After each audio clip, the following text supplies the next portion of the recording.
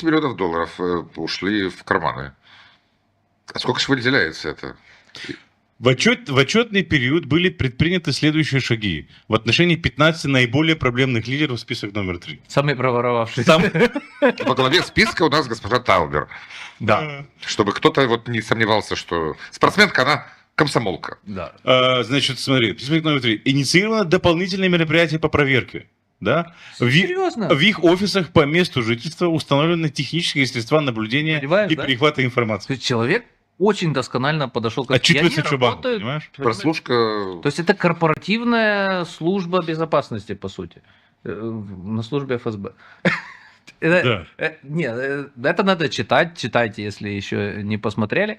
Но там в списке много известных личностей, особенно здесь из ГГУ. Конечно. Кто воровал деньги у Шора, кому Майя Санду должна давать медали за подрывной деятельности России на территории Молдовы. Из Гагаузии списки. Иван Стамов, вот этот вот бывший тамада, который сейчас активно ведет все эти мероприятия, протесты организованные. Ага, то есть он с этим мегафоном. Да. Мгм.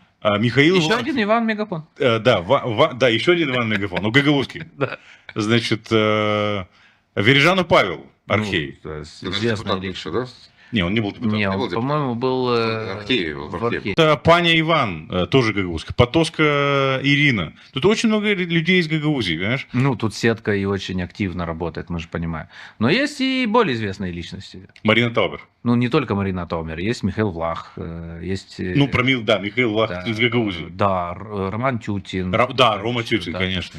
Вот. Ты Рому Тютина знаешь по партии коммунистов когда-то, да? Не, по Фейсбуку помнишь. он стал в определенное время таким почти мемом, и как-то это у меня тоже засветилось. Но известные имена в этом плане интересно. Вот. И при этом они вот воровали там, но продолжают активничать. Это очень интересно. Меня больше всего заинтересовала, знаете, какая информация? О том, что есть такой Евгений Кузнецов, Юрий Кузнецов, я всегда его путаю, да, Юрий Кузнецов.